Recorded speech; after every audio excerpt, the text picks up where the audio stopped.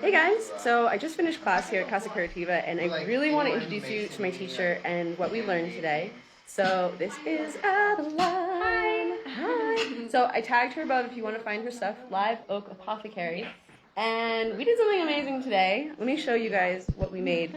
So this is fire cider. So maybe you've heard of fire cider before. I don't know if you've heard of fire cider. It's something I had heard of, but I never really knew what it was. So here, let me show you real quick the board. So fire cider is an ancient immune-boosting tonic packed with anti-inflammatory, antibacterial, antiviral, and circulatory herbs. So I can't believe that I didn't know about this before. Like, I kind of knew about it, but now I know it's like part of my medicine. So Adeline, can you tell us in your own words, why do you like or love fire cider so much? I love fire cider because it's super accessible to anyone and everyone, no matter where you are in the world.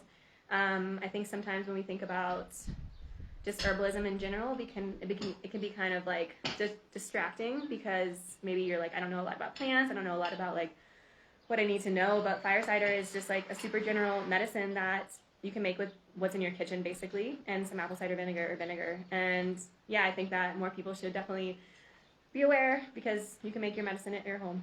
And so what sort of things can it help people with? Like, when should someone take fire cider?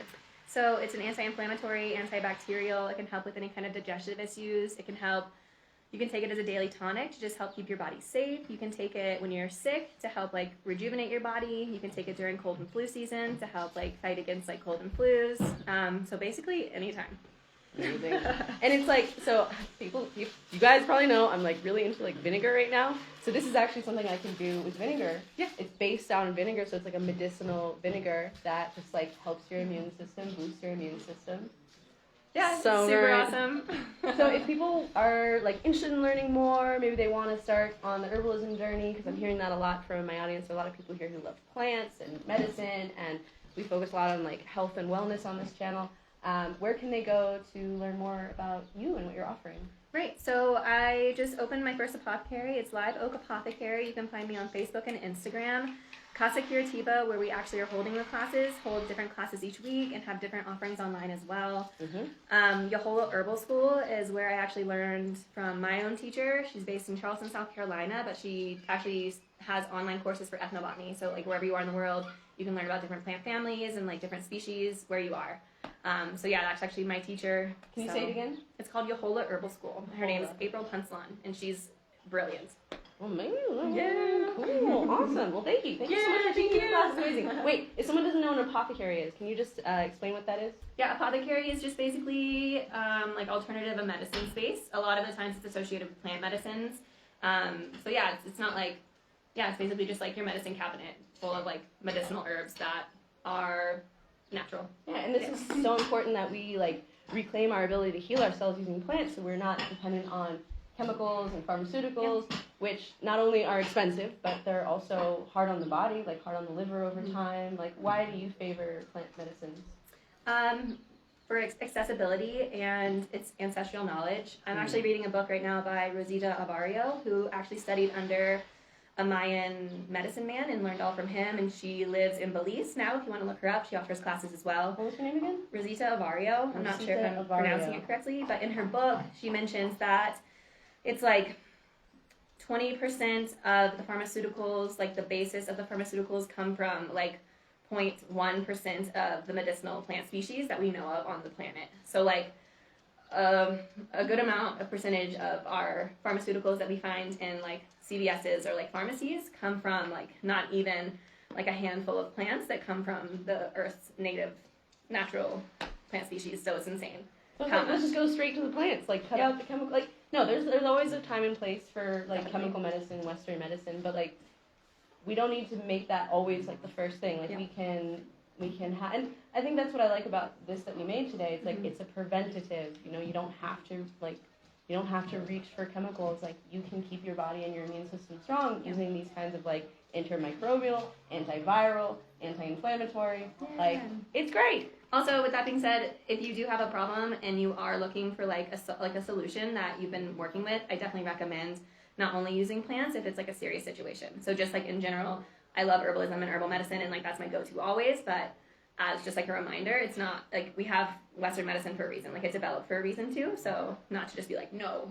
But yes, there's always a time and place. Yeah, always a time and place. So let me show you guys. Thank you so much. Yeah, this was amazing. thank you. This was an amazing class. Let me show you what we made today. So this fire cider. Show you. So it's, maybe you've heard of fire cider before, but essentially it's this bottle is really beautiful. If I can show your bottle, yeah, cool. So look, so it has a bunch. It's got like jalapenos, onions, beets. There's some oranges in there, and then we added herbs. So here I made two different mixes. This one has yarrow, lavender, feverfew, sage, oregano, and nettle, and this one has fennel, mugwort, lavender, oregano, and nettle. And guys, this was so easy to make. So essentially, like, what you do is you just chop. Oh, there's also ginger and garlic, because those are also big allies that are antimicrobial. So you chop up all the stuff, throw in your herbs, put in apple cider vinegar, leave a little space, and then you shake it up. So we shake this up every day, or how often? Every day. It's not like necessary for every day. If you like skip a day, it's okay. But I would try to do it every day. Okay, so we're gonna let this sit for a month. And as much as you can remember, just shake it up. And then after a month, you have this like potent health tonic, this like potent medicine. And you can take it at the first onset symptoms of like cold or flu, or you can just take a little bit every day as like a preventative. So it'll help kill the bad bacteria in your body. It'll help kill any like viruses in your body. It's like amazing. So if you want more information, I did tag her above, so you'll just take that live apothecary and just like look around on Instagram. Not sure about here on Facebook, but Instagram is definitely your go-to. So this is amazing, guys, and I'm just so excited about all these opportunities to learn how like we can reclaim our health and our wellness and our vitality at home and do it ourselves. And we don't need anyone to do it for us. Like, you can make your own sauerkraut. You can make your own fire cider. Like, you can make these things at home to keep yourself and your family healthy. Yes, I absolutely do want a shot of apple cider vinegar.